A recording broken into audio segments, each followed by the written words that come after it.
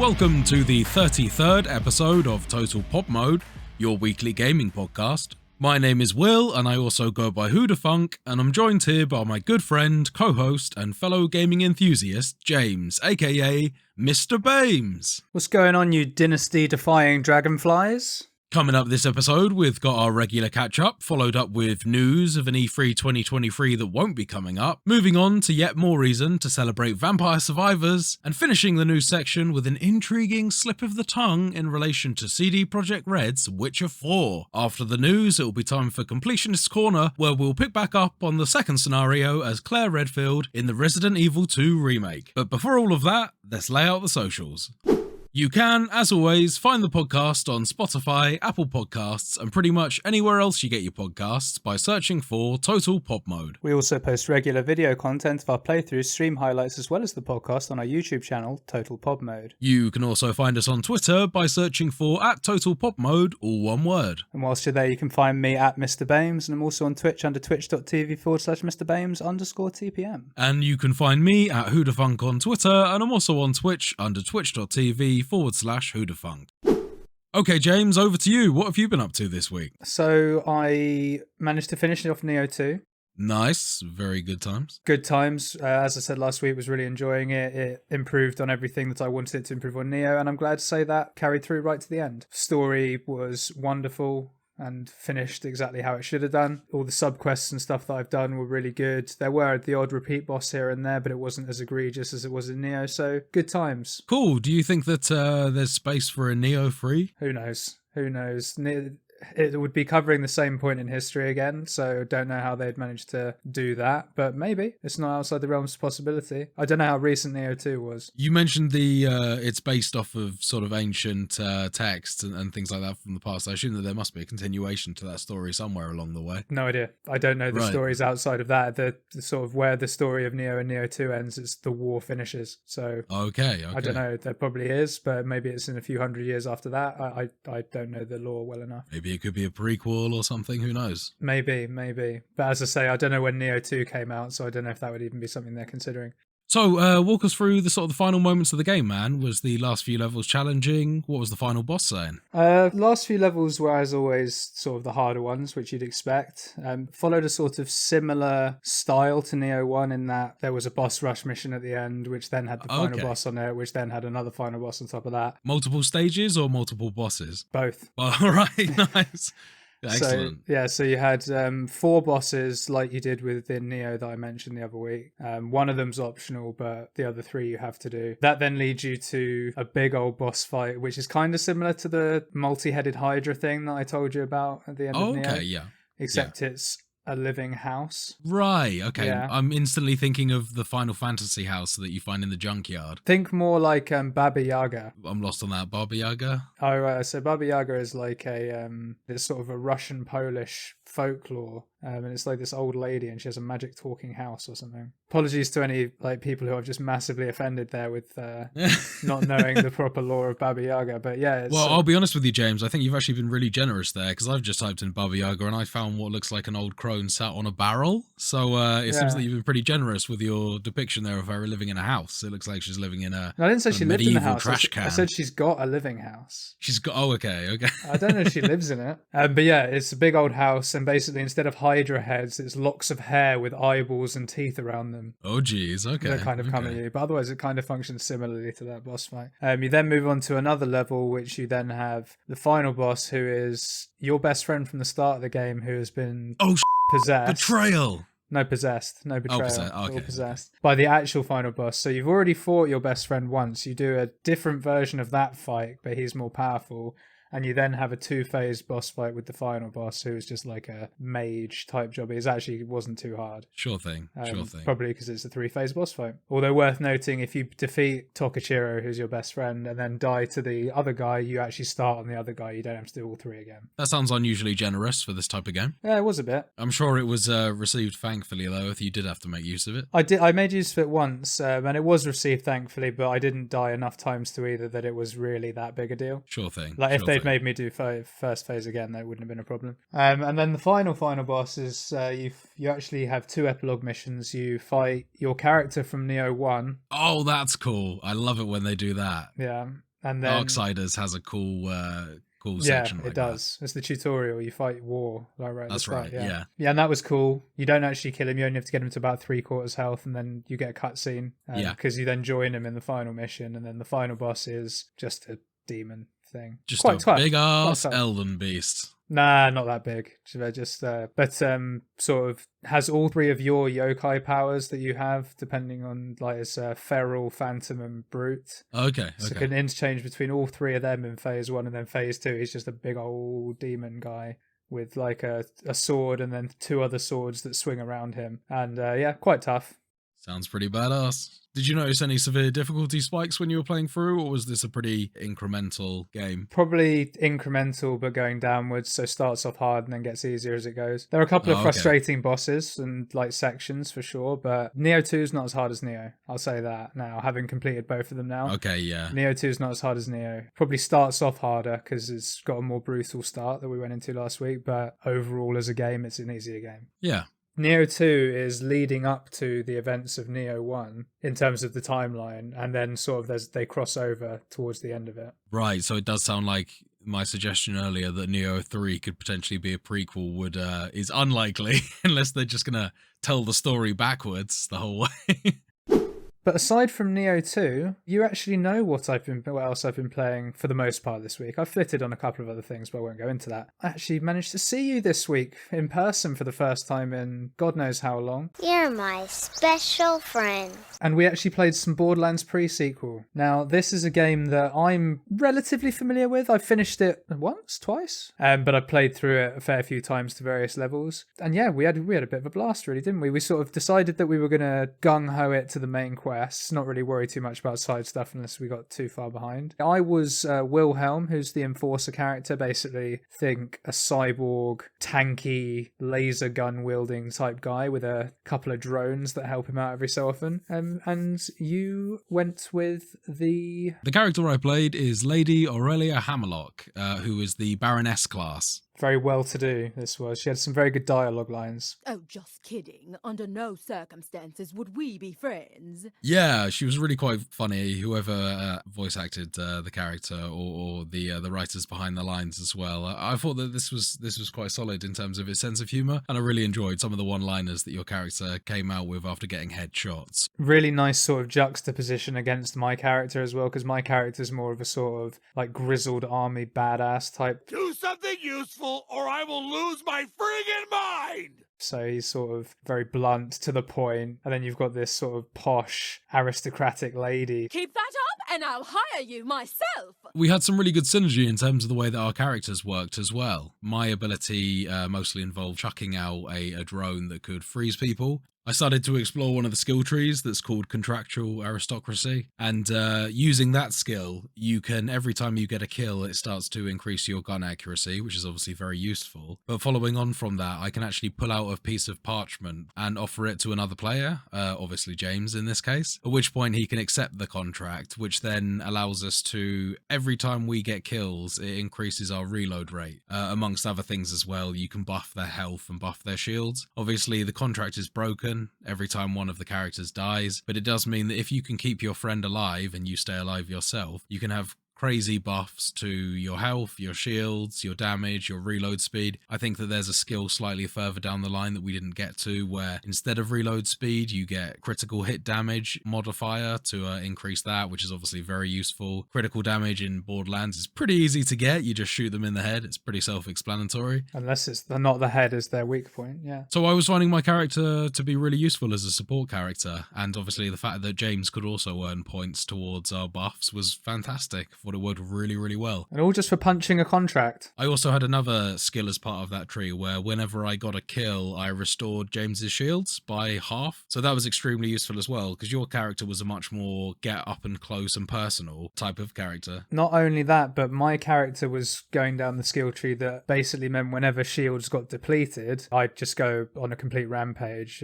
I was heading towards the point where I'd have a shoulder cannon that would fire off whenever enemies depleted my shields, and then would only work again when my shield has been fully recharged. That's right, yeah. Which in synergy with Will's ability there would have been 2 kills, because I instantly restore half a shield. And also my shield regen was pretty quick anyway from various like kill streaks and things, and just my badass rank. Which was also again buffed by another one of my skills. I was increasing your shield regen as well. Exactly. So it was perfect. Honestly, we didn't really struggle with very much in the game at all, unless we played just 1 or 2 of the story missions where we were a little bit under level. It's going to get really good if we continue those files and we actually unlock the rest of the skill trees. Well, I really hope that we do, man. I think that is definitely a game to sort of stick there on the back burner now until I'm next able to come down. Or I'm sure we can figure out a way for us to play it on my Xbox at some point and transfer the save files over. So for people that aren't familiar with the Borderlands series, Borderlands the pre-sequel is, as its name implies, is a sort of prelude to the sequel of Borderlands 2. And this game covers a storyline where you're actually working with the main antagonist of Borderlands 2,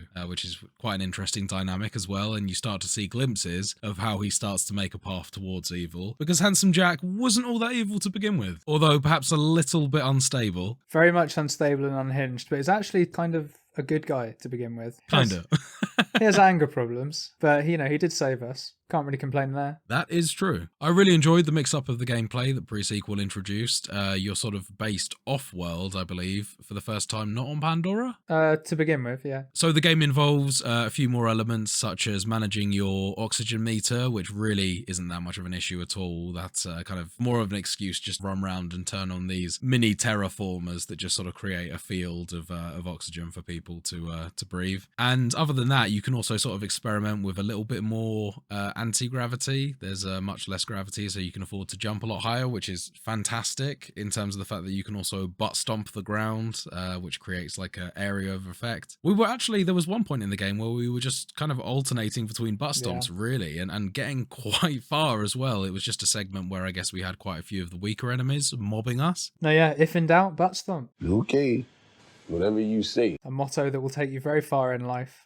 But yeah, that was really sort of as far as we got in Borderlands pre-sequel there. I'm looking forward to playing more of it with you, man. Should be good. We'll probably destroy the game. It'll be very fun. I think so. But yes, that covers me and my catch-up, man. Obviously, we've spoken a little bit about what you've got up to this week, but what else have you been up to? Yeah, so other than the games that we've already talked about this week, I continued my playthrough of Resident Evil 4. So just a few things to pick up here as I've continued playing through. I'll start off with some good news. We did talk a little bit in some previous episodes about the suspected unfortunate demise of the doggo in Resident Evil 4. People familiar with the original game will be aware of a scene as you begin where you stumble upon a dog whose leg is caught in a bear trap. You can open the bear trap and set the dog free, and that will benefit you later, or you can choose to ignore the dog, or if you're really sick, choose to shoot the dog, and then that will obviously not have the benefit that you would have earned if you decided to rescue it. So starting the chainsaw demo, which was the demo to Resident Evil 4, I did notice on my playthrough that there was a wolf who appeared to be caught in the bear trap. However, the wolf was clearly dead. It was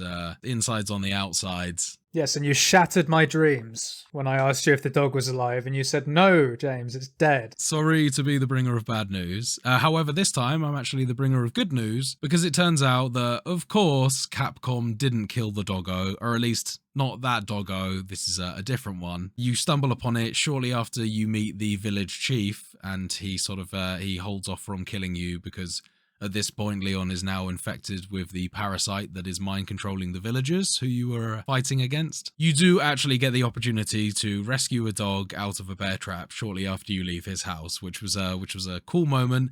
I'm pleased they stuck in. And thinking back on it, it would have been a very ballsy move to kill off such an iconic and fan favourite moment of the game, as to sort of what the benefit of saving the dog is later on, which we won't get into just now, just for anyone that's playing RE4 for the first time. But it was just it was a cool moment to bring in, and once again, they've done that thing that I was talking about last week, where they keep things feeling new and fresh, and they somehow manage to surprise you, although that the end content is still essentially the same, by moving around the order of things and reversing things, bringing in things a little earlier than they might have happened previously. Very good. Well, I'm glad the dog's alive. That's really the main thing. The dog survived the remaster. There were some other cool things I noticed, and this one might actually be part of the original game, but it's just something that because of the way I play the game now and I kind of run through, I may just not have noticed before, but actually while I was fighting through one of the areas and you encounter enemies that are chucking dynamite at you, if you stand on one of the rope bridges and they keep on tracking the dynamite, the bridge will eventually just fall through and kill you, which I don't recall being a thing in the OG title, although, as I say, it might just be because of the way that I've been running through those titles more recently. Wise not to hang around if people are throwing dynamite at you. Especially on a rope bridge. Yeah, I mean, like, I was kind of like taking the whole video game logic kind of thing and thinking that not everything was destructible. But I'm pleased to say that they have surprised me quite a few times in terms of little death traps and things like that have come along. The first time that you meet the evil dogs shortly after the lake boss fight, so that moment actually happens a lot sooner in the remaster as well, so you're kind of plodding through just expecting nothing to happen and you're going to go through an area calmly when all of a sudden shit goes down and all of a sudden you're ambushed by a bunch of dogs. So that's another cool panicky moment as well. They're doing a good job of taking those moments where you thought you had a breather in the OG one and injecting a load of mayhem into them. Also, in terms of some new weapons, James, you'll remember your playthrough with Evil Within as Sebastian Castellanos as part of the Gamer Challenge last year. I do. However, you failed to pick up the explosive crossbow during your playthrough of that game. Whoa. Let's not say I failed. It didn't get into my inventory. Neglected. I didn't know it was in the game. I don't know. So that bolt thrower, it has multiple uses. It can fire darts. It can also fire explosives and all sorts of various different rounds that are great for blowing up bad guys. You actually get something very similar in the Resident Evil 4 remake. I don't think you experimented very much with the mine thrower in the Resident Evil 4 original title.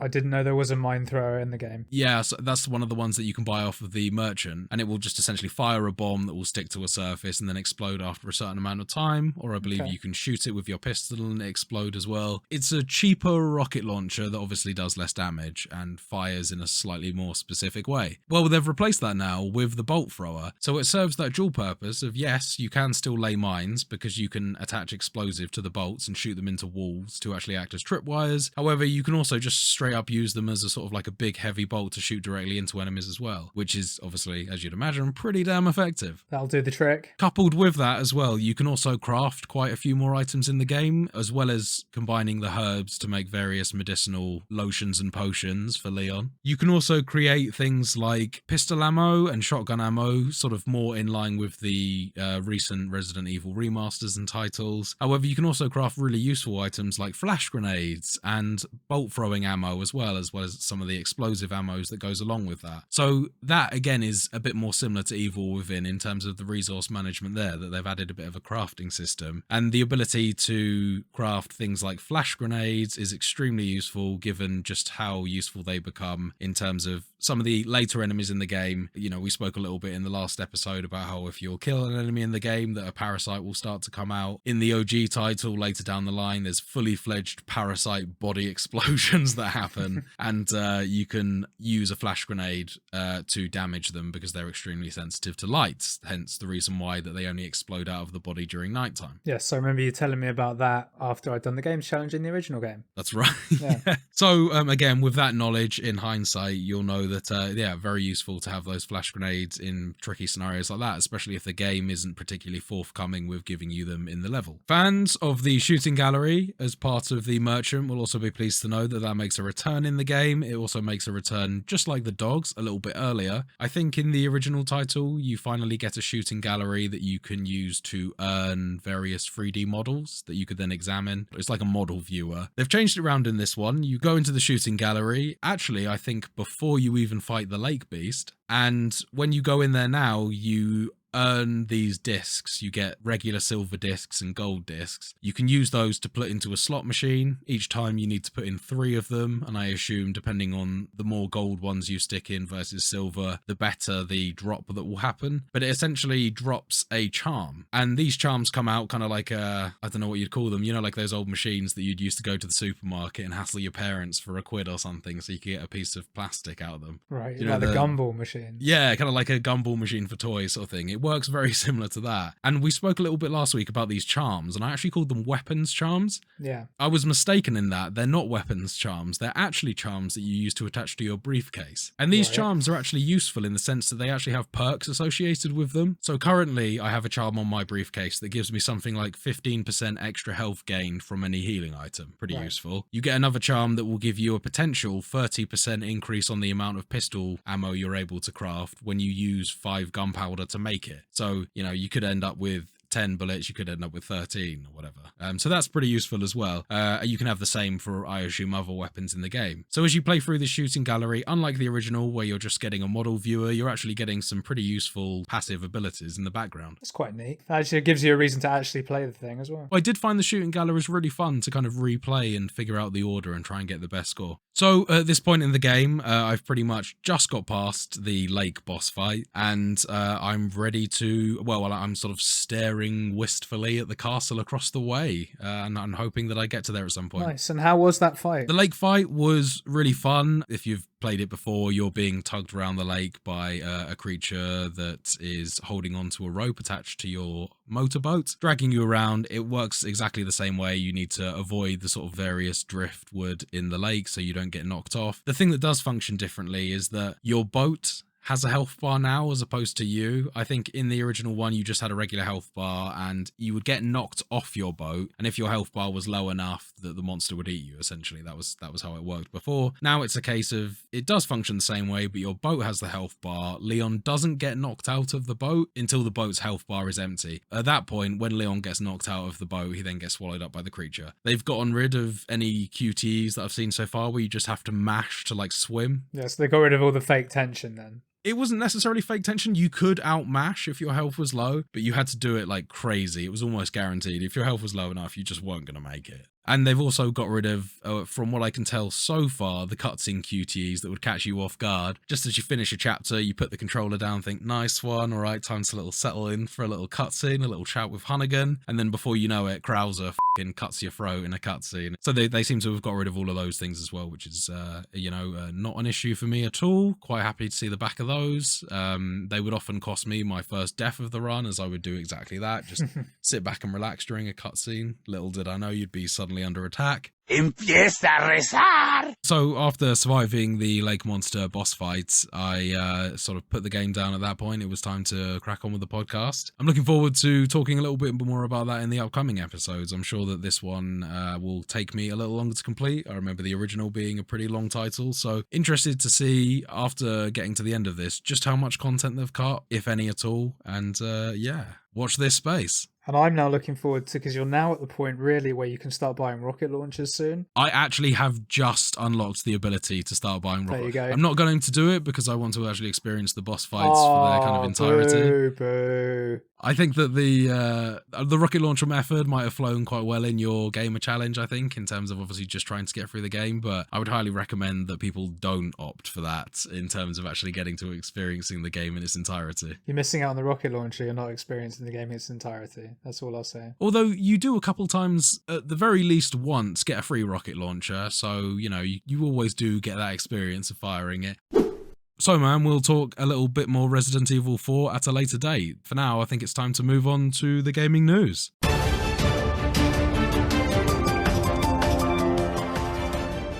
So, our first article of the day from GameSpot.com. E3 2023 has been cancelled.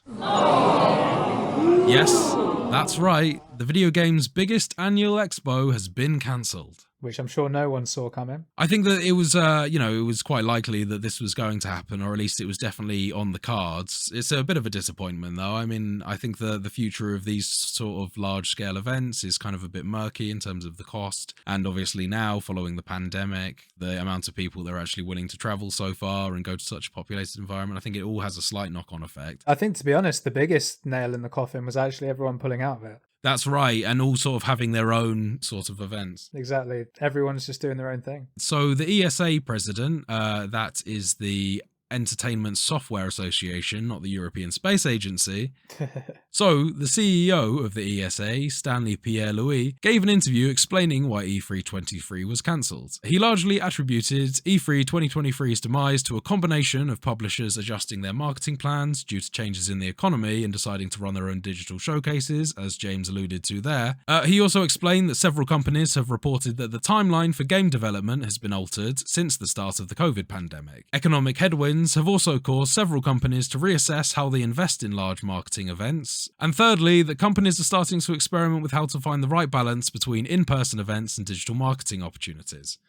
Again, they're sort of pointing towards the costs, I imagine, that can be saved in terms of hosting a digital event, something like the Game Awards, the Nintendo Direct, PlayStation State of Play, Xbox Game Showcase. All of these things are largely taking place online. And all of that loosely translates to people have realised it's cheaper and more efficient to do it themselves, so they're not going to spend money to do it at E3, basically. It's kind of the end of an era, isn't it, really? Because, I mean, E3 was quite a big annual event. In terms of when I was growing up, I would always follow E3. I'd look forward to seeing the new games that were announced during the event, as well as to sort of see the fallout of the controversies, the awkward moments that would always take place as well. It was always a goldmine on YouTube in terms of random things that would happen at the event. There would always be some sort of trouble. Well, yeah, and it was the place to get your gaming updates and things like that, and it was where people announced their games. People would save things specifically for E3, because it does hit that sweet spot. It's right in the summer, so you can announce your games for the end of the year. You can announce games for the following year. It was a really good way to do it, but no more. Certainly not this year. It doesn't sound like it will be the death of E3 though. There is no confirmation currently as to whether E3 will return in 2024. However, it does sound like if it will return, it will be perhaps more of a larger digital-only event rather than an in-person one as well. It sounds like they will definitely have to reassess how that works, but also, as we've mentioned, seeing as that a lot of these producers are actually pulling out of the event and doing their own things, what will E3 have to show for it when it does come round again in 2024? Well, I personally don't think it will come in 2024. I think it's dead. I think that there's absolutely a place in E3 for smaller indie video game studios. That, if anything, will probably be the sort of the future of E3. That it's unlikely that we'll see these large AAA studios and consoles coming to these events, and it'll actually be a more showcase for smaller independent developers, which, again, we already get a big flooding of that in these Game Awards and other events, but it will be interesting to see just how they handle that, if they do indeed decide to handle it at all. As I say, I personally don't think they'll do that. You think E3 is just going to crumble now? I do, yeah. Doesn't look good to me. Well, one thing's for certain, if they do decide to put on another E3, they're definitely going to have to reassess their game plan. Up next in gaming news, from NME, Vampire Survivors wins Best Game at the BAFTA Game Awards. You love me. You really love me. That's right, Vampire Survivors beating out God of War Ragnarok and Elden Ring once again. A total of 18 BAFTAs were awarded at the ceremony, with God of War Ragnarok taking home the lion's share of those. Obviously, FromSoft's 2022 hit Elden Ring, which won Game of the Year at the Game Awards 2022, also won awards for Best Multiplayer and Original Property. Little bit debatable there on the multiplayer front. I mean, I still haven't been able to hang around in a friend's online session for more than about 15 minutes before getting unceremoniously disconnected. That's incredibly debatable, yeah. Yeah, also, I mean, it seems like the multiplayer, from my perspective, although that they do have various modes and they've obviously increased the amount of things that you can do with the Colosseums, I think that in terms of the fact that the stability is such an issue for me, that absolutely put that one on the back burner in terms of, I mean, for me, I'm extremely surprised that we haven't yet had a co-op run on Elden Ring, given the fact that we enjoyed our Bloodborne run through and our beginning of our Dark Souls run through so much. We tried. Yeah, we tried. We tried. We did try. We started and then it just wasn't working out. Although I will say, I agree with everything you just said there, but I will say, caveated by the fact I haven't played the Colosseum DLC. I don't know how much, if at all, that's improved anything, and I haven't experienced the new modes, so... I don't have very much personal experience with the Colosseums, but stuff I've heard from friends suggests that they're having exactly the same disconnection issues in the Colosseum. It's just the same issue elsewhere now. Yeah.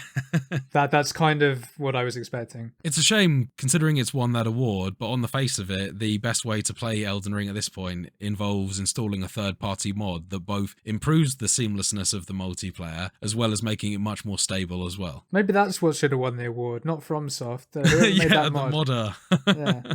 Yeah, shout out to Luke Yu's mod for Elden Ring, the seamless co-op mod. Absolutely get yourself over to Nexus and give that a go if you're struggling to play with your friends.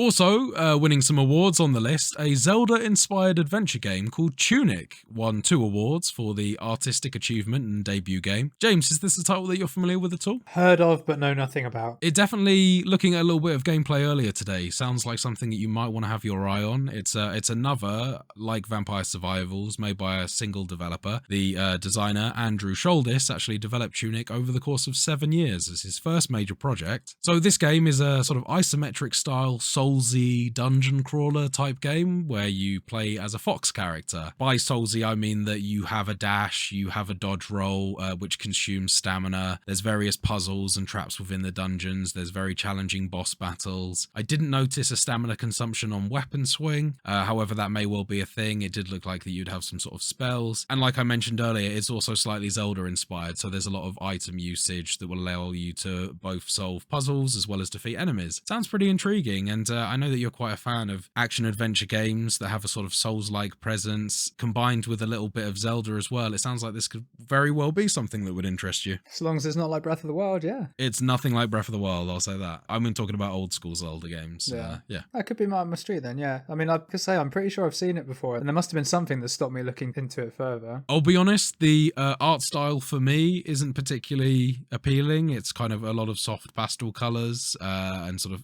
3D, fairly simplistic models, but I can definitely see why people find that style appealing. It is nice to look at, just in terms of my general tastes. I mean, we've just come off of the back of talking about Resident Evil 4.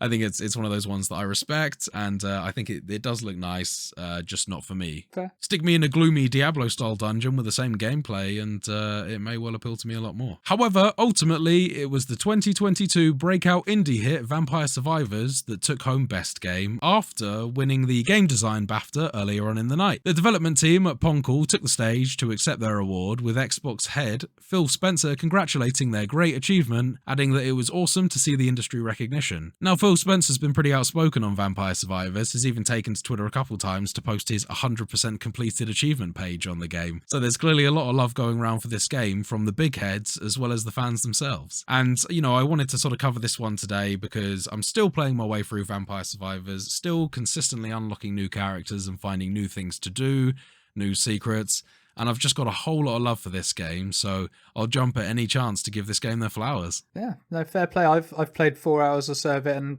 thoroughly enjoyed it, and I can see exactly why they've won the award, really.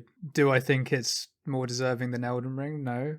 Not at all. Like you say, fair play to the developer, and, you know, they do deserve their flowers for creating such an addicting game. And it's an addicting game, but it's a game that has had, in my opinion, just as much love and care put into it as Elden Ring in terms of the amount of character variations, enemy descriptions, vague references and lore in the game. It's the sort of thing that it will appeal to a lot of people because in terms of every item description, every power-up, there's something in there. They haven't just put it in there for the sake of putting it in there, sort of thing, which I think that is a hallmark sign of a great game for me, is the love that's been poured into it, and it's very evident in Vampire Survivors. Yep, from what I've seen, I can't disagree with that statement. Okay, so rounding off with our third and final news article for this week, CD Projekt Red can't seem to decide if Polaris is The Witcher 4 or not. This is an article from our friends at Game Rant. Shout outs. So many people already know, and as we've discussed on the podcast multiple times, CD Projekt Red has been working on a new Witcher game. Several, in fact. But it's only recently that the studio has referred to Project Polaris as Witcher 4. At long last, CD Projekt Red has finally referred to the next game in its upcoming The Witcher series saga as The Witcher 4, but it seems as though this may have been a slip of the tongue from the studio CEO. Given the codename Polaris, a new game in the overarching Witcher series is currently in development and will form part of the next saga in the fantasy franchise. Since it was announced in 2022, CD Projekt Red has insisted this new Witcher game will not be numbered. In fact, not much is really known about the game, or even if this mysterious Polaris is indeed The Witcher 4. However,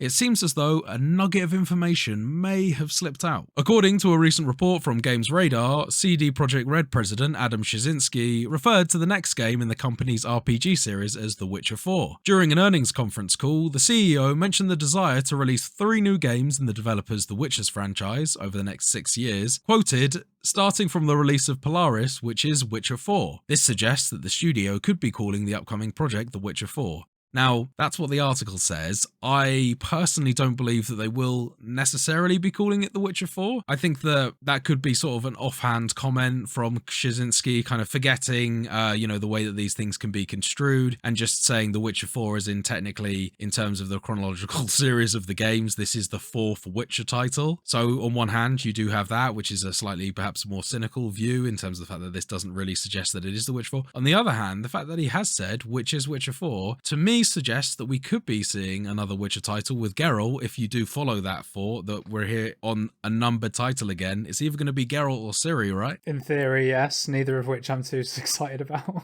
Oh, really? Are you not looking forward to jumping back into The Witcher as Geralt again? I mean, yes, it would be great, but they ended it so nicely. As I've said when we first brought this up in the news months ago, geez. It would be great to see Geralt, love Geralt, would have no problem to a point if Geralt came back for a fourth game, but they ended it so nicely at the end of 3. And you can't have Ciri because she's too powerful, it won't make sense. Yeah, I think that they would seriously need to step things up if they were going to do a Ciri storyline in terms of the way that the game functions. There's no more walking around fighting regular humans and things like that, or neckers and drowners. Exactly. So I mean, I don't know how to feel about that, because I probably come down more on the side of what you first said, which is they probably refer to it as Witcher 4 in the office, and because it's easier than saying the fourth Witcher. Or Project Polaris, which I imagine if you say it enough times in a day, will start slurring because there's too many P's. But then it's the fact that this quote you've got here says, starting from the release of Polaris, which is Witcher 4. Again, what can you get from a very tiny piece of potentially misquoted, dialogue there? Who knows, I mean, the only thing that it would seem is fairly concrete from that statement is that it's going to be sequentially set after The Witcher 3 was. That is about the only thing you can say with some certainty, that Witcher 4 will be set after the events of The Witcher 3 based on this statement. But even that isn't necessarily true. We've spoken about a pre-sequel earlier on in this show. Yeah, exactly. You know what I mean? So, I don't know. I still hope, and it might not be this one, it might be one of these other 3 titles in 6 years or whatever you said. Was it 3 or 4 you said there? 6 years, they've got a plan for another 3 new games. Yeah. So I'm hoping that at least one of them, whether it's this one or not, will be a create your own Witcher, pick your own school type thing. That's great. I'm glad you brought that up. I would love to have a Witcher story that allowed me to create my own character and pick a school and do all of that sort of stuff. I think, fantastic. And that would be a nice way of saying, right, after the events of Witcher 3, Ciri restarted the taking of children and corrupting them, or whatever the and got some new witches going. You then are one of those new witches. Maybe you get taught by Ciri instead of Vesemir. Maybe you have appearances from Geralt. Maybe you have appearances from some of the people that you let survive in The Witcher 3, if they're going to continue it directly, or if there's like a cut-off point for canon and they say, right, these guys survived, these didn't. Could we see Ciri being maybe 30 years older, maybe being old lady Ciri? Geralt can look like Vesemir. Geralt's fat. No. I would love to see a fat Geralt. Yeah, but that would be all great, wouldn't it? That would be super like Andrei Sapolsky's writing style, that like Geralt's retired and just living it up now. Like you, man, I am hoping for a Witcher game that is not based around Geralt, or at least is not a playable character, and a little bit more customization this time round.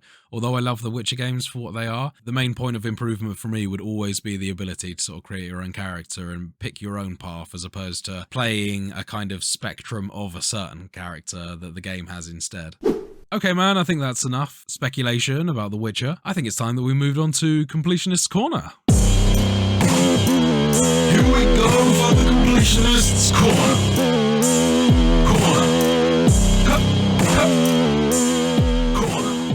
So, following the events of our coverage of Resident Evil 2 last week, where rookie cop Leon, on his first day of the job, drives towards Racoon City and discovers a conspiracy that involves zombies, monsters, and an international megacorporation, he also uncovers a conspiracy that involves spies, scientists, and a deadly virus. So over the course of this game, Leon battles past a zombie-infested police station, a mutant monster-infested sewers, as well as a plant zombie-infested underground lab. This week, however, the game takes place as we start off on the other side of the coin as Claire Redfield, who, as I covered last week, is the sister to previous series protagonist Chris Redfield, Claire's story begins as she encounters Leon escaping from the gas station after encountering his first zombie. Leon and Claire then jump in Leon's car and drive towards the city to try and figure out the cause of all this chaos. At this point, again as we covered last week, Leon and Claire are separated after getting into a car accident with a zombified truck driver, and are then left fighting their way through the streets of Racoon City before both arriving at a police station, albeit on other sides behind different locked doors. At this point, James, I'm going to pass it over to you as you're leading on the Completionist Corner this week. Thank you very much, sir. So, as Will has mentioned there, basically the story to this point from the gas station up to getting to Racoon City is exactly identical to what Leon went through last week. That's right. We start off as Claire, and we basically enter the story at a point where Leon is already inside the police station and is doing whatever he's up to. That's and right. We briefly meet him outside, just over where the helicopter has crashed into the building. Shortly after There's that fact, just after that, there's like a gated area that's locked. Claire is on one side of the gate, Leon on the other, and we have a little chat. Little pep talk. Leon says, don't lose hope. Exactly, and then says, we're both going to get out of this. Some zombies turn up, so we have to go our separate ways. And this is where Claire's story begins. First thing to sort of make note of off the bat, because it's going to be a theme that sort of carries on throughout this story, is that with Leon, we started off with a very specific pistol called Matilda. With Claire, we do not start off with that pistol. We start off with an ever so slightly different pistol. It's kind of a, think of your sort of 6-shot revolver type gun. So that's worth noting because 0 weapons in this run are the same as weapons Leon used, with the exception of possibly one, but it's kind of an end game reward for Leon, so it doesn't really count. But we'll get to that when we come to it. And of course, you know, things like the flash grenades, frag grenades. Oh yeah, sidearms are exactly the same. I'm talking more about main weapon. Right, so the first thing we do is we backtrack a little bit and we head into a side room where we find a set of bolt cutters and, very conveniently, a key that will get us through that gate. There we go. Basically, so that's how we get into the police station. We enter the police station through that locked door, as I say, and similarly to Leon's quest, the first main objective here is collect the medallions so we can get to the underground car park. This pretty much follows a similar pattern to what Leon does, with a couple of notable exceptions. Firstly, it's worth noting that Mr. X is here straight away from the get-go this time. Yeah, they hit you with him a lot faster. A lot faster, so you sort of see him on a CCTV screen. That's right. It's the same monitor that you see the police officer being attacked as Leon. You see Mr. X approaching the camera and destroying it as Claire. Yeah, and then it did not take very long for him to turn up in my game, at least. X gon' give it to you. Although, interesting side note, later on when you do turn off the fire for the helicopter bit, you still get the bit where You still get the lifting up bit, lifts up the helicopter, which I thought was interesting. There's a couple of bits in this game where it's called Scenario B. I don't think it's necessarily 100% canonical, because there is a little mix of things that obviously if Mr. X lifted and shifted it with Leon, then obviously he couldn't have done it for Claire, unless he carefully placed it back there after the Leon moment. And I'm glad you've said that, because towards the end there's a couple of things where there's a clear time paradox. So I'm glad you said that. Like some of it obviously, like same puzzles and things like that, video game, cool, no worries. But there's a couple of bits towards the end that we'll get onto, but you pretty much answered now why that is. But yes, so not too much use going into the puzzles and things like that, because they are essentially the same as Leon's. You know, some of the things are slightly different. It's not exactly the same safe codes. It's not exactly typically done the in a same different blocks. order, isn't it? Exactly. But worth noting a couple of key differences from some of these solutions is that we found a weapons locker card key with Leon, which allowed us to get to the shotgun, the locker room / storage place, I guess, armory. That's right. With Claire, this is not the shotgun. This is a grenade launcher, which is pretty handy, but it fires either flaming or acidic sort of grenade capsules, if you like. That's and what right, they do yeah. is they explode on someone and cover them in said fire or acid. Incredibly useful for boss fights, this was. Very good for boss fights, both the acid and the flame rounds. Very effective for Flame boss fights. particularly, I found. Yes, you're right, yeah. May just be the way I played. The flaming rounds also seem to be a lot more common than the acidic ones. I don't think you actually pick up any acid rounds. I think for the most part you need to craft them. I do. That's probably why.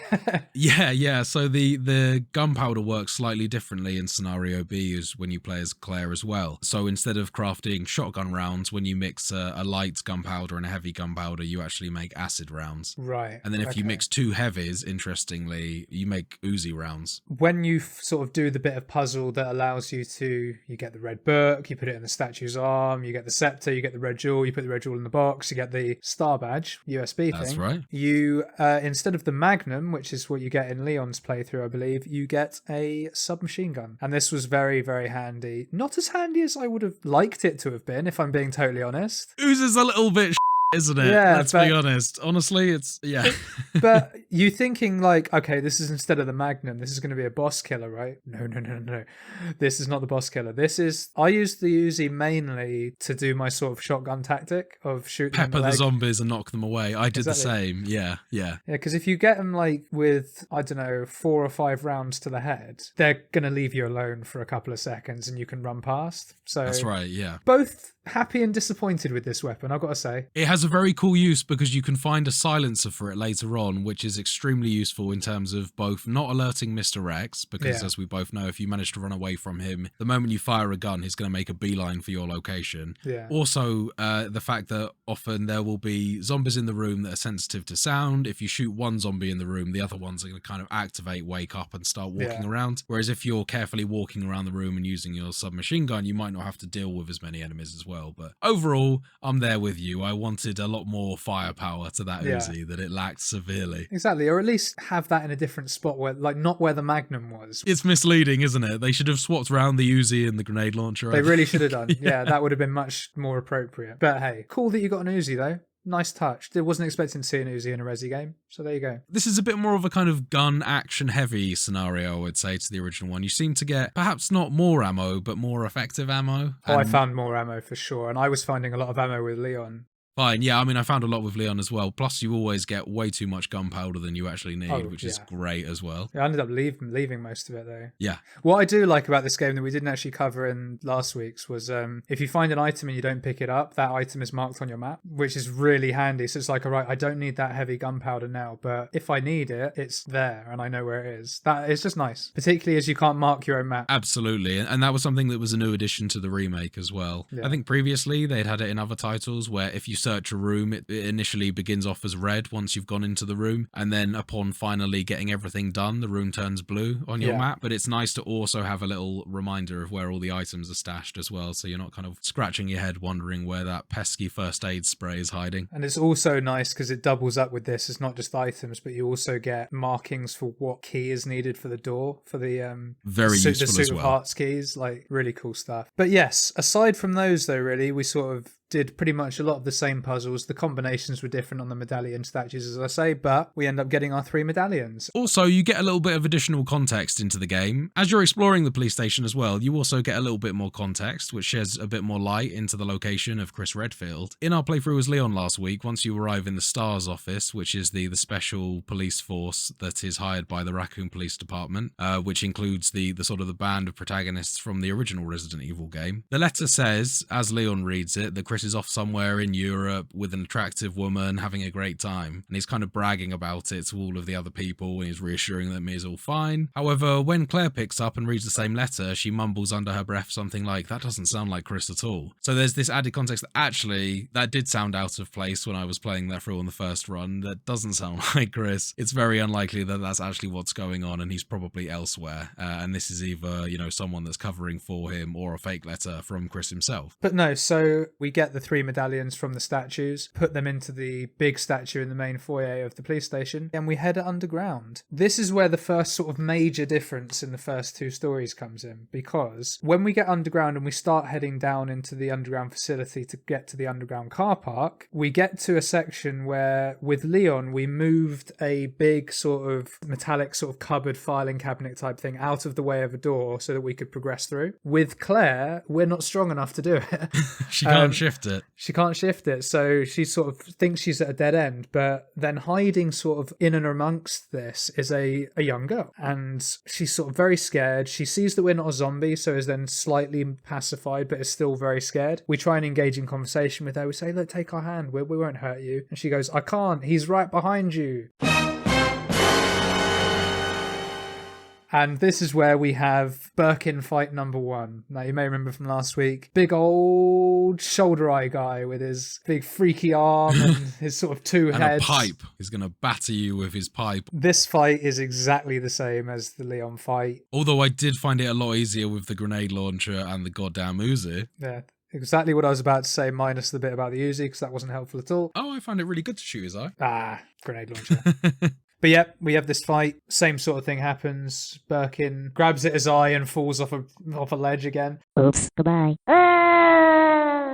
Yeah. The one thing that I will Clumsy. say, there is a theme throughout the whole of this scenario that you sort of see slightly here, but not really. It comes more later. I'm sure it's because the little girl's involved, which we'll get into more later as well. But Birkin is a lot more humanized in this scenario. You almost see an inner struggle whenever he tries to fight Claire, because typically the little girl is around. That's exactly it. And For reasons that we'll get into, it almost seems to make him second guess and hesitate in a lot of situations. But even perhaps in some situations, outright protective. yes, so at this point, Birkin has fallen off the ledge. The child lowers the ladder. The little girl tells us that her name is Sherry. And says she's looking for her mum. She also tells you that her mum works in medicine or something. So that's kind of another bit of a pointer towards the actual reality of what Doesn't her she mum's up actually say umbrella? And then Claire goes, "Oh, the pharmaceutical company." She does, yeah, that's Yeah. right, yeah. And it's like, oh yeah, here we go. So if you listen to last week's episode, you probably know who the mother is. But so at this point, we end up going through the rest of the facility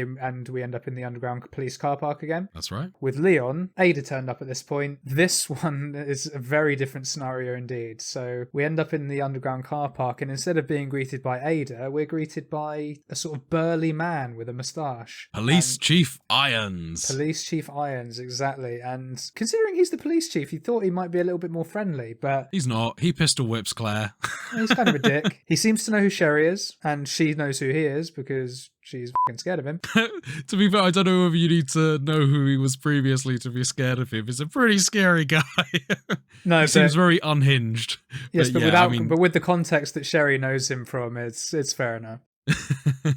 But yes, so he makes Sherry tie us up with some sort of cable ties and takes Sherry with him to we don't know where. But as Sherry is being dragged away and we're sort of tied up, having been pistol whipped by Chief Irons, as Will says there, Sherry drops a locket, which we then pick up. There is sort of an exposed piece of metal grating, which looks like it's on the drain of the car park floor. That's right. And we're able to cut our wrists free with that. Agonizingly, the gate closes just before we can get to it and give chase. Oh, those rascals. So we've got this locket, and we now have to try and find a way to get out. Now with Leon, we had a very nice journalist chap who got completely killed by Mr. X, getting his head crushed in a cell, who had a pass on him. With Claire, we don't quite have that luxury. However, we have a little look around the underground car parky bit. We'll go through the kennels and stuff like we mentioned last week. We get a key from the morgue, similar to like we did with Leon last week. We do. There's lickers now, though, in the kennels. But there instead are of lickers in the dogs. kennels. Yeah. No doggos whatsoever, but I think 2 lickers. That's right. in this Yeah, one. 2 lickers. Yeah, made short work of with the grenade launcher, though. It was, but it scared the shit out of me. I was Oh, expecting dogs, so I was Oh, like, yeah. oh, damn.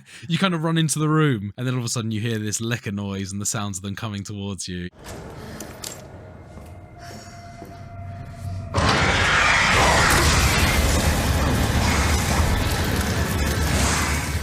Yeah, that's a pretty sort of heart in your mouth moment. Yeah, and I think one was on the floor and one was on the roof, which just made it better. They can actually pounce from the ceiling straight onto you as Yeah. well. It's so fucking scary when they do that. Yeah, so no, it was a very nice touch, but you know, fairly tough fight, but grenade launchers are great. Big area of effect, and fire really does a job on those lickers, I'll tell you now. Oh, yes. But no, so we end up getting back into the police station. It basically follows a similar puzzle pattern, with the exception of, instead of having to get electrical components to open the cell, we actually get a different key. In Leon's playthrough, we didn't get the heart key. We got the club key, and in Claire's playthrough, we don't get the club key, but we get the heart key. And the main place the heart key lets you get into that's different to Leon's playthrough is Chief Irons' office. This is quite an office, right? God It's a damn. fucking lavish office. I think the yeah. guy likes taxidermy. I do, yeah, me too. And I think he also likes it's collecting rare artifacts and things like that. He's got a whole like side room that's just dedicated to shit. It's cool. Claire even mumbles to herself, and I think this is somewhat of the explanation for it. As I mentioned when we were speaking, the architect for the prison is also shared the architect for the large mansion in Resident Evil 1. They also explain that the police station was previously a museum as well, which again explains somewhat to some degree why there's quite so many antiques and artifacts laying around. Various ridiculous, impractical puzzles. So basically, from the underground car park, you get a lift directly up to his office. Getting the electrical parts follows exactly the same pattern. I think these ones are actually in exactly the same locations as well. You had one in the east storage room and one in the clock tower like you did before. That's right, yeah. And you're obviously dodging Mr. X while you're trying to find these as well. Exactly, and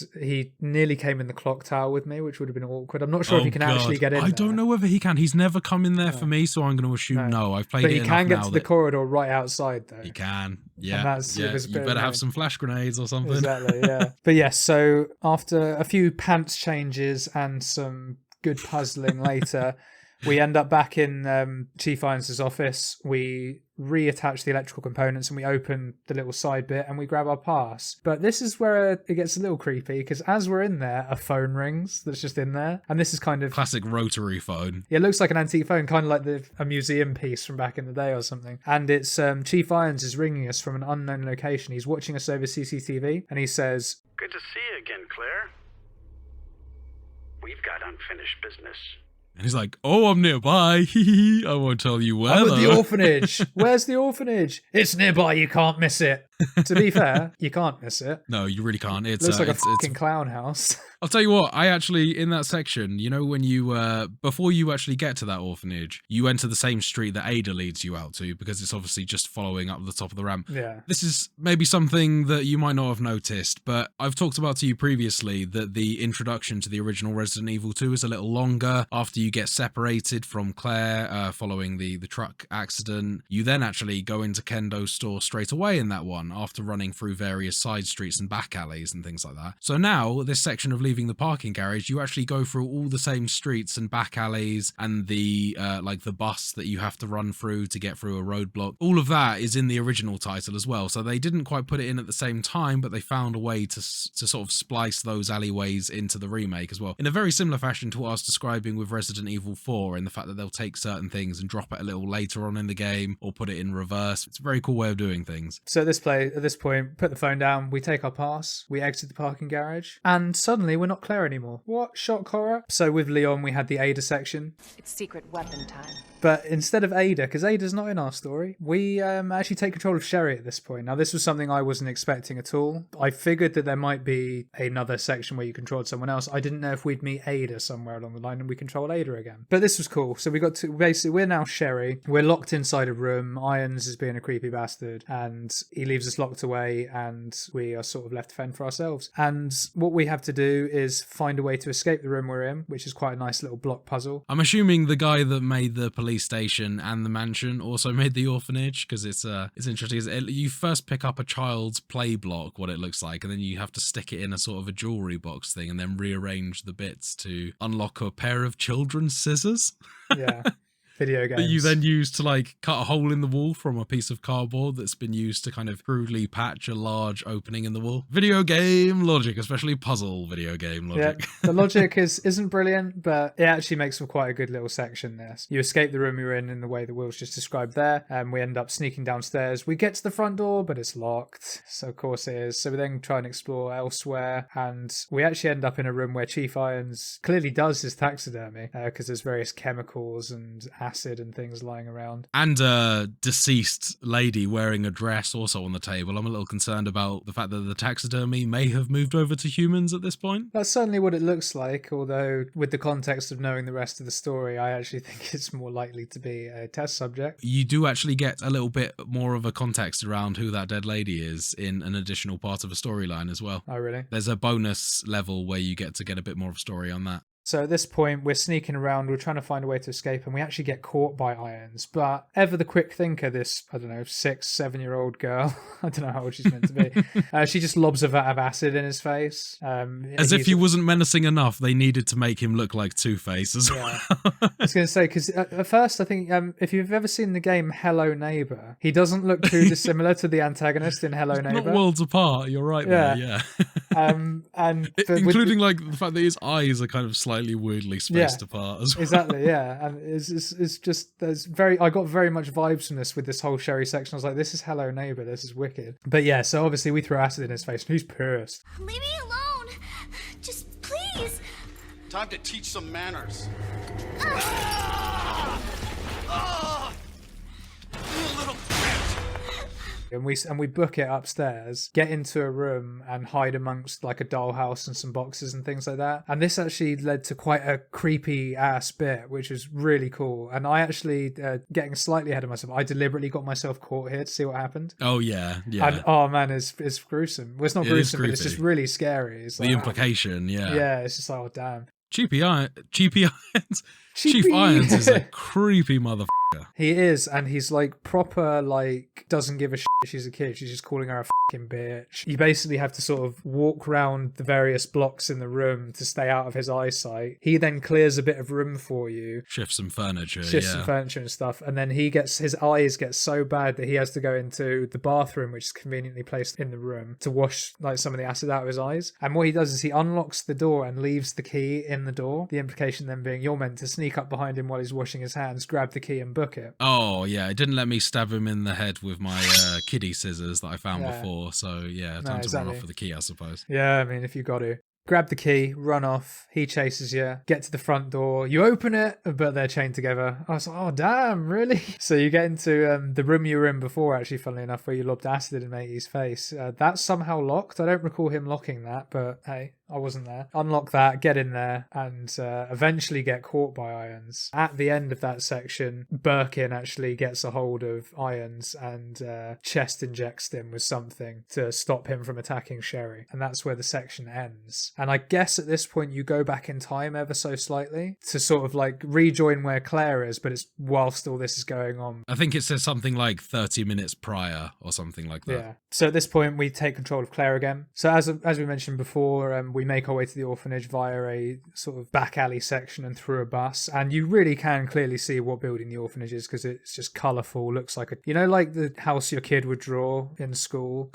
It looks like that, like colourful blocks everywhere. Merry-go-round of a house. Exactly, it's crazy. It looks proper like Hello Neighbor. It really does. I'd be really concerned for the welfare of the kids living in an orphanage that tacky. Yeah, me too. It looks like they're trying too hard to present that place is actually nice. It's like this place is child friendly. Yeah. As we approach the front door as Claire, interestingly, the chain has gone. So we're arriving evidently as Birkin has already got in. Yeah, he's clearly ripped that chain clean off. Now, I, like an absolute noob, even though I sort of knew what I was doing, I actually went upstairs first to see if there were any secret items or whatever, like in the bit where the bathroom is and stuff. There wasn't. That's reasonable. No? I thought I'd have a look. There could have been a little, like a first aid spray in the bathroom or something. Or like an Easter egg or so, there could have been something cool. There wasn't, sadly, so I went back down to where I knew Sherry was going to be. And as I'm getting towards the door where I need to go in, Irons actually sort of staggers out, still looking relatively compos mentis at this point, and says, Your fault. What? Took too long. What happened? Yeah. And I was like, are you fucking kidding me? What's wrong with you? And then he just passes out on the floor, at which point a parasite bursts out of his chest.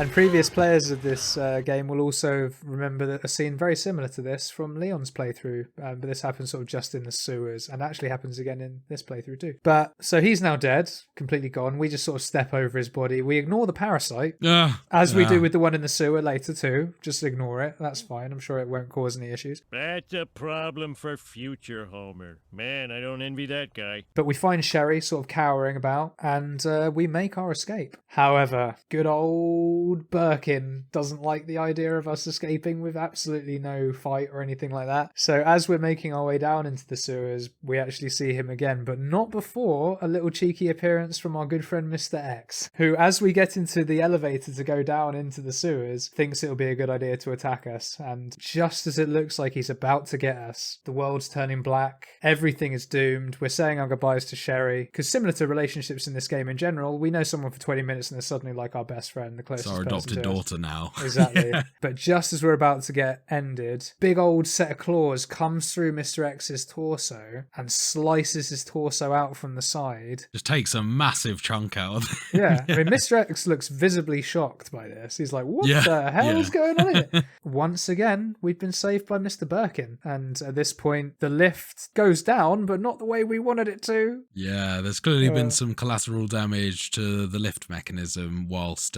Birkin was busy chewing out Mr. X. Exactly. And we go crashing down. Along with Birkin. Along with Birkin, yeah. And sort of bits of Mr. X, I suppose. technically. Yeah.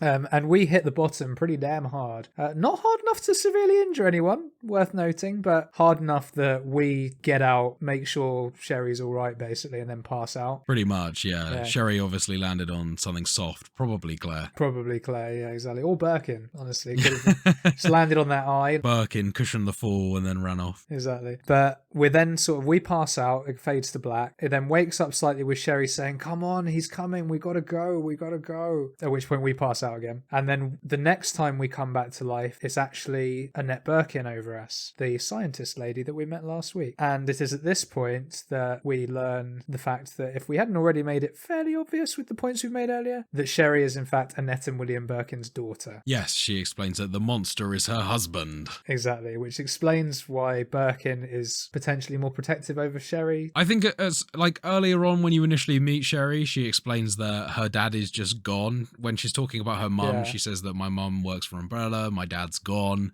Yeah. And then a little bit before that, I think actually just before you get attacked by Mr. X in the elevator, or shortly after that, I think she refers to Birkin as daddy. And Claire's like, what? But then you never really get any more information on that until this bit with Annette waking us up after crashing down the elevator shaft. And this is where you sort of really see that Sherry and Annette look pretty much identical, like clearly her daughter. Very cool stuff, I thought. So at this point, we sort of badger Annette, asking her if Sherry's all right. And Annette's sort of really preoccupied, doesn't really answer. She's just pretty much focused on stopping Birkin at this point, William Birkin. Mumbling to herself about how many lives are at stake. Exactly. And like you can see the inner struggle with her because she literally is thinking, right, for the greater good, I need to save everyone rather than just my daughter. Eventually, Claire's asking, she sort of snaps and goes, my daughter's welfare is none of your concern. And which point she sort of walks off and leaves Claire to it. And we aren't really taking that as an answer. We want to help Sherry because she's our daughter now. And this is where we have another section that is almost identical to Leon's section, where we go into the sewers and we have to do the chess piece puzzle,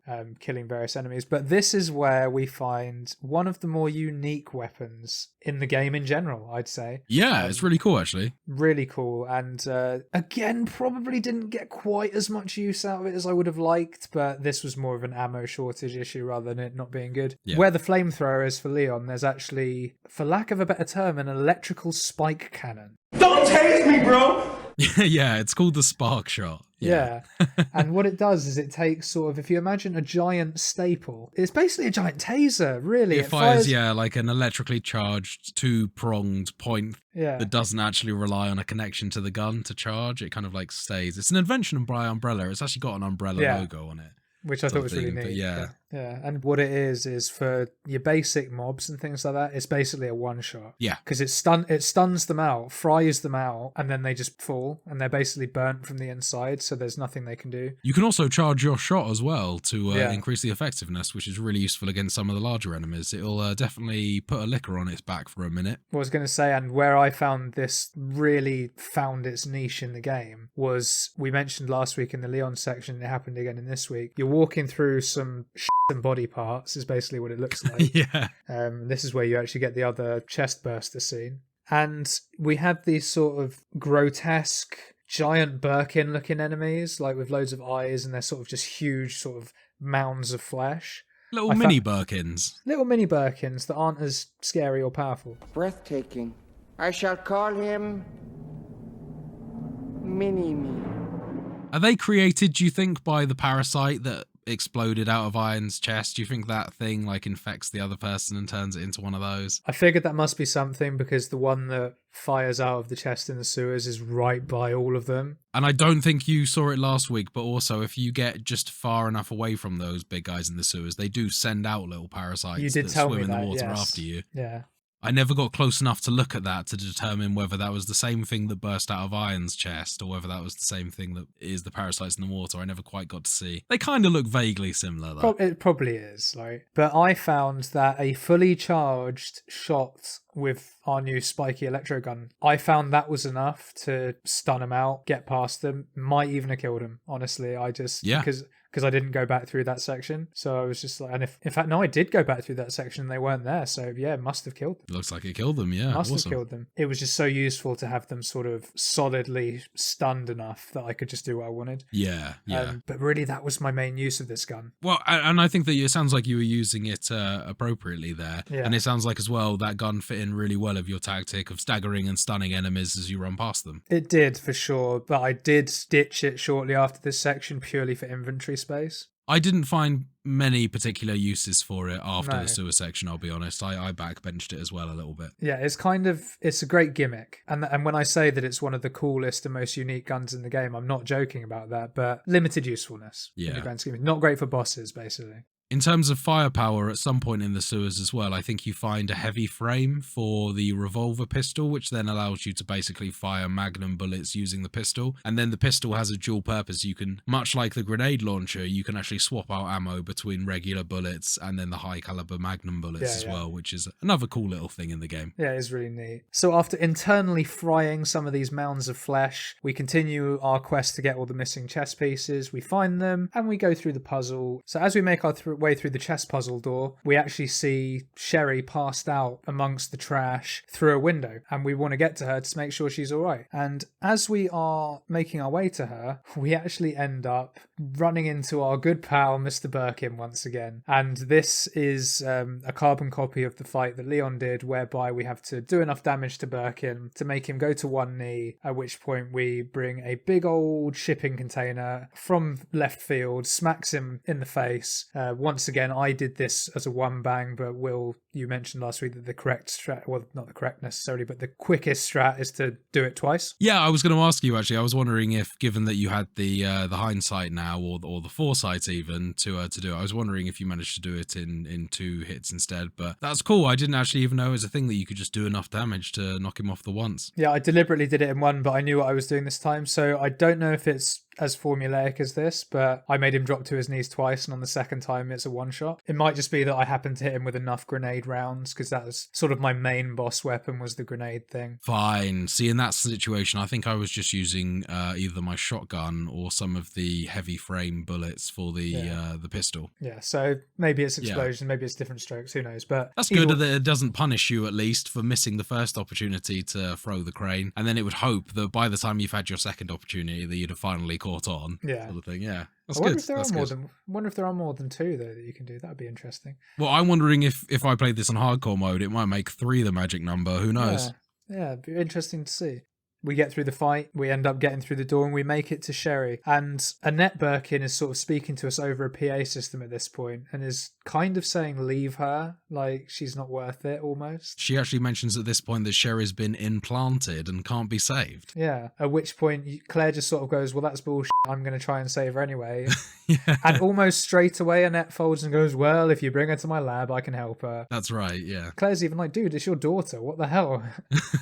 It's like, but yeah. Oh, fine, I'll save my daughter. To be fair to Annette Birkin throughout all this, though, is her mind must be complete mush. Like, her husband's She's got a lot trying of to kill shit on her everyone. shoulders. Like, you know, it's understandable, but, you know. When you kind of remind Annette of her responsibilities as a parent, it's almost like she's kind of in a dream state, just pondering all these different scenarios that she's trying to go through her head. And when you remind her of her daughter, she kind of snaps out of it briefly, and she kind of remembers her daughter for a second before quickly being consumed again by all these heavy thoughts about all the amount of people that could potentially die as a result of this outbreak. We actually get some context a little bit later in the story that I'll go into now because it's worthwhile for the point we're making, but you actually see a flashback to when when William Birkin injects himself with the G virus, and you actually see Annette has the chance to kill him there and then and stop the whole thing. And That's she right. hesitates because it's her husband. So she's got all that playing on her mind as well. So you can kind of see where she's coming from. So at this point, we pick Sherry up and we carry her onto the tram. Sherry actually has the level 1 pass that allows us to get onto the train. The one that Ada recovers from the incinerator as part of Leon's campaign. Annette says that she'll meet us there, so we get on the tram and we head down to the Nest Lab. So we make it to the Nest Lab, and this section really is almost identical for the most part. It is, yeah. The only difference being is that at first we're carrying Sherry in and we put her in a little safe room so that we can go off and do our thing. Sick bed. We go off and do our thing. Oh, at this point it becomes very obvious that Sherry is mutating. Her face is becoming sort of very red. Her eye has also changed colour now, and it's kind of she's got orange a gammy cat eyes. Yeah.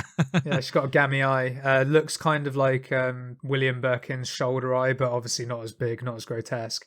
But it's coming, sort of thing. Like, it's coming. Yeah. So it's time to run around this lab and look for an antiviral for Sherry. It certainly is, but not before we do the same combination of getting our chemical, dispersing it, mixing a new one, freezing it, dispersing it again to kill the plants, to get the new access code, all that stuff. Again, this section was greatly aided by flame grenades. Yeah, flame grenades for the plant guys is absolutely the best tactic. In an ideal world, you'd have been sort of using the acid rounds wherever possible and conserving the flame rounds for these plant guys. Yeah, for sure. Yeah, exactly. If you don't have enough or are running low, then, you know, the standard Uzi or pistol sort of run and gun strat will also work here too. Even an acid round will knock them down long enough for you to just run around them as well. Exactly. So you've got options at this point. I didn't experiment with it. I'm sure that even our electro spiky thing probably had its uses here, but I ditched it by this point, so I don't know. Yeah, my whole Pokemon experience is lightning isn't particularly effective to plants. That's very good knowledge, Will. Well done. Grass resists electricity. You're quite correct. But yes, so we do all of that. It's basically exactly the same as I say. We get our next level badge, which takes us to the West Lab. Now, what's nice here is that we actually get context as to why Leon had such an easy job to just take the virus, right? So it turns out that the antivirus and the virus are being stored in the same place, which makes perfect sense.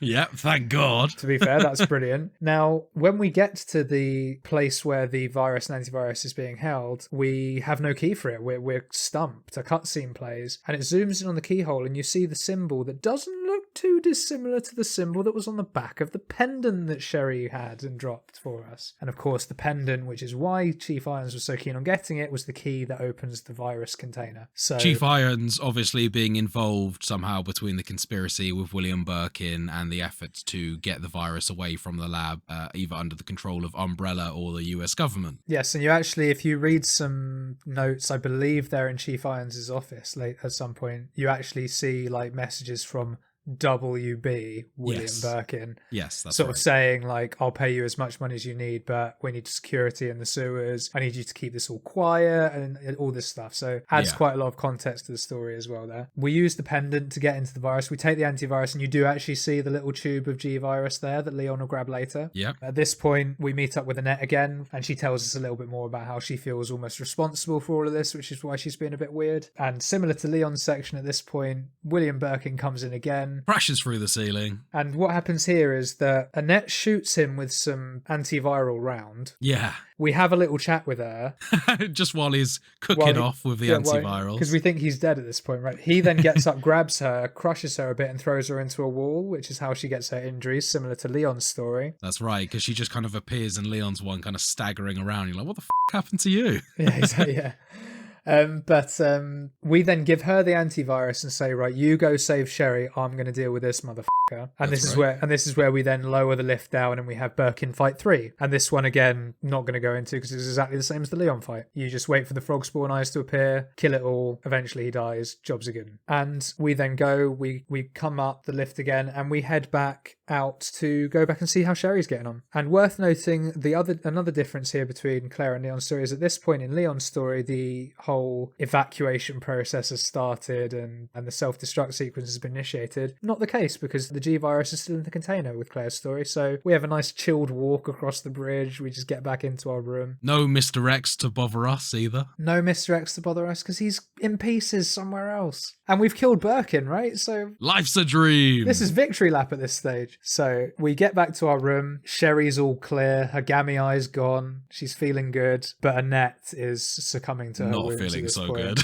good. She's not feeling very good at all. She's in great pain whenever she walks around. I mean, fair play. She's been crushed. Like On her she- deathbed, she's like, I always hated you, Sherry. You were a disappointment to me. It's actually quite a touching moment where they sort of declare their love for one another. She says, sorry, I wasn't a better mum, sort of thing. But hey, Annette's sort of dying wish is that we take her level 4 admin privilege keycard thing, which allows us to use the central lift and head on down to the train to escape. But of course, as soon as we get to the bottom of the lift, suddenly we've got a 10-minute timer. So at this point, clearly Leon's done his thing. And we're now running and gunning through zombies again, very similar to the Leon scenario. But we do take a slightly different route because things haven't started falling to pieces yet. Yeah. And we actually end up at a sort of service platform, I guess, for the train. That's correct. Yeah, it looks like Yeah. a place where that they actually start to combine the carriages of the train and they sort of Yeah. lift and move them around. Yeah, exactly that. And we tell Sherry to get on the train. We go into a little side office to sort of get all the doors open, get everything moving and get the train connected. And there's two things that happen in this room that are very important. One, we get the video call from Leon. We do, that yeah. we had in Leon's scenario where it's like, oh, we're all going to escape this together. I can't hear you. Signal's crap. All that. And sitting on a little table just by the door as we exit the room is a lovely little thing. And this is our final weapon of the game, loaded with 400 rounds, which is a lot of rounds, but It's a hell of a lot, makes yeah. perfect sense with what's coming. We get a lovely minigun. It's a wicked minigun, this. Oh man, so satisfying to shoot. The work sounds great. Lovely. Now, Leon didn't get a little bonus ultra powerful weapon like this at the end, unless you count the game-ending rocket launcher. Yeah. But yeah, it was awesome to be able to run around a little bit of the game with this Gatling gun. I don't know whether it's possible to like New Game Plus this and have the Gatling gun, but I really hope it's possible because I would love to go through this game with an unlimited Gatling gun just for shits and gigs. You do get an infinite minigun as part of the rewards pack for doing whatever various thing you need to do. Because like I googled it and I think you get infinite rocket launcher, an infinite pistol, infinite minigun, and there's something else you get. Nice. I think it's infinite That sounds combat cool. knife. Is it infinite combat knife maybe? Yeah, that makes sense. Yeah. An unbreakable combat knife, yeah. Durability is not really as much of an issue as it is in Resident Evil 4 No. remake, but yeah, it's definitely still has, I think a knife only has like 3 uses before you can't use it anymore. Exactly. So, quite a nice touch. But anyway, at this point, we don't have unlimited ammo, though. We've got 400 rounds, which is basically unlimited ammo, to be perfectly honest with you. For the remainder of the game, yeah. But here's the thing, right? We've already killed Birkin 3 times. We're about to get on the train to leave. Why do we need 400 rounds of minigun? Well, stick around. We're just about to get on the train with Sherry. We're about to have our victory lap when, out of seemingly nowhere, a vastly different looking, I've got to say, Birkin shows up. Yeah, he's And clearly, all these arse kickings we've been giving him, I think the nature of the biological organism that's taking over, it sort of like adapts and develops. That's its strength. Yeah, so he is souped up Birkin this time. Yeah, but he's not really humanoid Birkin anymore. At this stage, Multiple arms. Yeah, he's more of like a mass of like eyeballs and limbs and teeth and viscera and all sorts. But it is sort of, he's becoming more and more mushy. Yeah. Looking a lot less humanoid now. I think you can actually spot one of Birkin's original arms hanging somewhere outside of his torso. You get that quite a lot because I like how throughout the first 2 or 3 fights, you sort of have Birkin's head and then a new head grows next to it. That's right. Yeah. It's like, it's quite cool how it evolves. But this fight was, in my opinion, the easiest of all the Birkin fights. You got a fucking Gatling gun, dude. Yeah. Well, there's that, but also the fact that you're running around the train, you always have a point where you can block him off. Yes. Now, weirdly, I actually didn't use the Gatling gun too much for this bit. Because I figured, right, there's no way they're giving you 400 rounds for this. Did this one fairly quickly. I think I still popped the achievement for having plenty of time on the board and stuff like that. So I think that was with 4 minutes left at least. Nice. On the countdown. So, yeah, plenty still of time. Pretty good. I was quite happy with that. But did you have any, because this is a new boss fight, we may as well discuss it a little bit. Did you have any specific tactics for this? Do you have any issues with this fight? Or how did you get on? No, as you mentioned, I found this one actually a little easier to get around than Leon's equivalent, which is the bit as you're traveling down an elevator, you've got debris falling and a pumped up Mr. X chasing you. Yeah. Mr. X, I think actually, I don't know whether Birkin's final fight has the same thing, but Mr. X, at least, he has a one-hit finisher move where he'll sort of drag his claws across the ground and then kind of spike you in midair sort of thing. I don't think that there's an equivalent for that in this Birkin fight, but as you say, the tactic is mostly just to run around the train that's going down the platform and just kind of keep as much space between you so that you've got time to open up with grenades, Gatling guns, and whatever else you got. And once again, flaming grenades, king. Great gun. I think I prefer the grenade launcher to the shotgun overall. Yeah. It's more powerful, it's more useful. The shotgun feels nicer. Yeah. It feels like less of a waste when you're firing a shotgun shell for a regular zombie. Yeah. Whereas that grenade launcher, it feels a bit overkill. Yeah, well, I was using it for bosses almost exclusively. Bosses and lickers, yeah. Yeah. Yeah, I kind of count lickers as mini bosses. They got a lot of health sort of thing. They're the hardest mob. 100% they are, because they can move so fast. Yeah, and they got range. That range. So much range with the jumps, the dives, the massive long tongue. So eventually, after running around the train quite a lot and shooting a bunch of bullets into this motherfucker, he eventually goes down, finally, goddamn. And we get on the train, we get a nice cutscene where all the train bits connect up. Leon gets on, everyone's happy families. Yeah, Leon's kind of chasing the train along the platform as it's departing and everything's exploding and he manages to jump on board. Yeah. So at that point, it's exactly the same as Leon's story. Now, Leon catches up, he's like, who the hell is this kid? She's like, oh, it's just Sherry. This is my adopted daughter. Yeah, and this is Leon. He's your dad now. And it looks like it's going to end there and then with the train sort of disappearing off into the sunset, happy families and all that. But if you may remember from last week, Will left it on a bit of a cliffhanger by saying a sort of tentacle thing came through the door and it was sort of story end, what happened. That's right. So on this one, we actually get the fight. So, and this actually kind of annoyed me about the story because I thought Leon was a bit of a dick here, but they hear a noise at the back of the train. Okay, Claire, I'll just stay here. You go over there and check out that weird noise. It's like, and Claire goes, you stay with Sherry and I'll go check out what that noise was, right? And he's just like, yeah, cool, no problem at all. He's just standing there in the car with Sherry, just hearing the carriage being destroyed, gunfire, and all that. Like, I'm sure it's nothing. I'm sure she'll be back in a minute. But video he does game logic finally aside, put his finger out his ass, doesn't he? He does, and he does sort of almost hit the winning shot if you want. So yeah. So it's kind of like, hey, you stole my kill. Yeah. But he was a bit of a knobhead for this. But no, so as Claire, we walked to the back of the carriage, and at this point, I'm so glad I saved my Gatling gun because this is clearly what it was for. Birkin 5, even bigger f***ing Birkin. He's like eating the whole train carriage, and it's coming towards you like just this massive ominously. Gaping maw. Yeah. Lots of teeth, but still loads of eyeballs, right? Just of course. Yeah, gotta have eyeballs. But never enough eyeballs. But with the new Gatling gun, which if you've got 300 bullets of the 400 left, you've got plenty, right? You just wave side to side.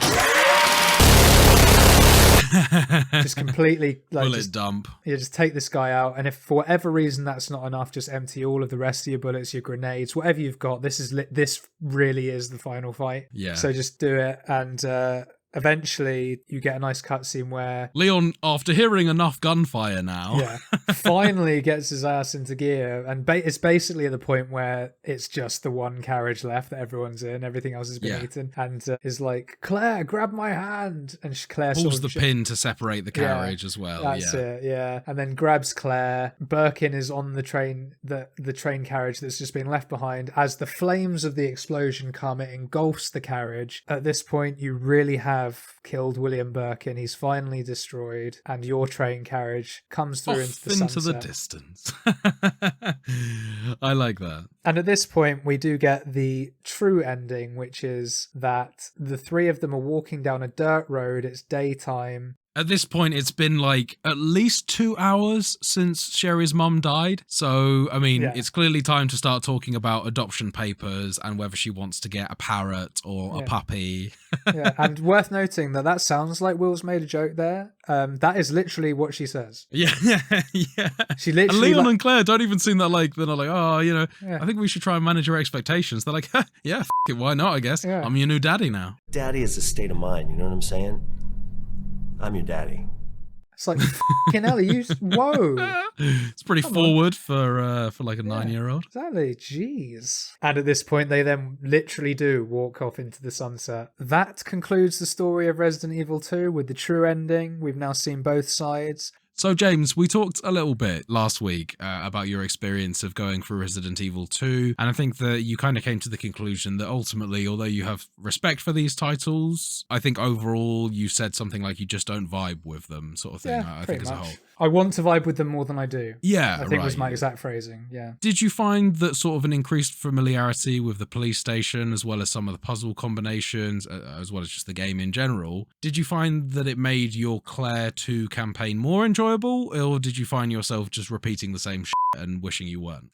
So I think I found the Claire campaign more enjoyable for a number of reasons. Firstly, it's a bit quicker. Yeah. Like, so quicker paced. I just prefer that in a game. I actually preferred the guns in a lot of ways. Yeah, I like any gun that allows you to switch up ammo. It's really cool. Exactly, and I think on balance, I think that Claire's basic pistol ends up being better than Leon's basic pistol, and that's 100%, yeah. And I judge it on the basic pistol quite a lot because that's the gun you use the most typically. But also, I actually preferred the story beats in Claire's bit. I preferred the orphanage section to Ada's section, and you get a lot more story context from Claire's side of it as a result. That you do.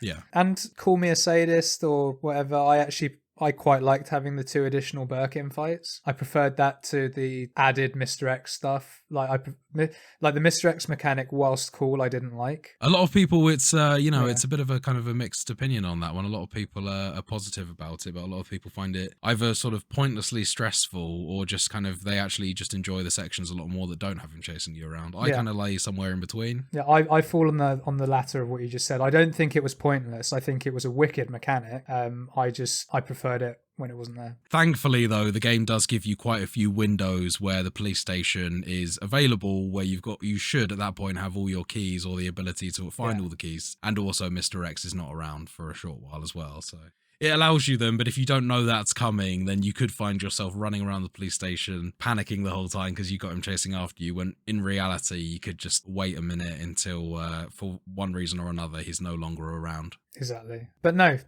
I still am a little bit reluctant to say that I vibed with it more. I did vibe with it more. Yeah, it didn't like move the barometer so much. Yeah, it's not like, as I said to you originally, I don't hate this game. I wouldn't even say I dislike it. It's just not for me, right? Yeah. Claire's campaign was more for me, but still not for me. Overall, I think is probably the best way to put it. But what I will say is all of the ones I've played, I've loved the story. Yeah, it's a cool storyline. And these games don't not vibe with me enough for me to not consider, for example, picking up Resi 4 Remake maybe at some point, or being happy to play through some of the other ones to see the story. You know, it's one of them ones. I think that that's an absolutely fair point and stuff. Like, you can't expect everyone to like everything. I think we already know my side of it. Huge RE fan sort of thing. Don't have a lot of negative things to say about the series as a whole.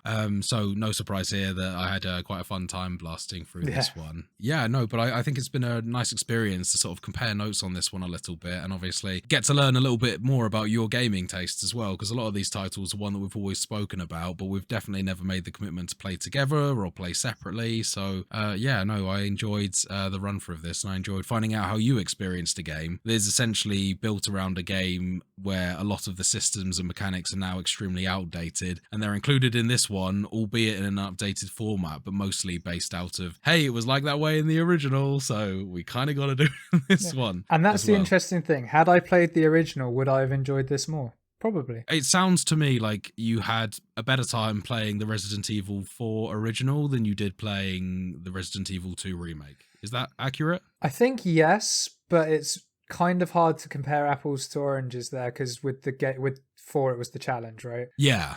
So it was played in a different way, but then at the same time I did kind of use the same strat for both, so I don't know if that's a fair comment. I did prefer 4 though. I preferred the vibe of it. I preferred the story, even though Resi 2's story is great. Yeah, and I think I preferred how it was just a little bit more actiony. Yeah, I think that's fair. Well, man, I think that's about us for Completionists Corner. Once again, congratulations on making your way through Resident Evil 2 2 times, both campaigns, true ending. I'm glad I did, because the true ending is something. It's something, yeah. Thank you for setting a good one. It's certainly no Death Stranding ending, but it's something. Oh no, at least that f***ing ending knew when to finish. Jesus. It definitely doesn't outstay its welcome. I've completed pretty much 99% of everything to do with this campaign. It ended up taking me 5.5 hours. I think, James, you mentioned just before the pod that this probably took you just over 3 hours to do. Something like that, yeah. I think I was about 9.5, 10 hours for both. And the first campaign was 4.5, 5. So this is probably 3.5, 4, something like that. Nice. Yeah. So with that, James, I think with Completionist's Corner rounded up, I think it's also time to round off the end of the show.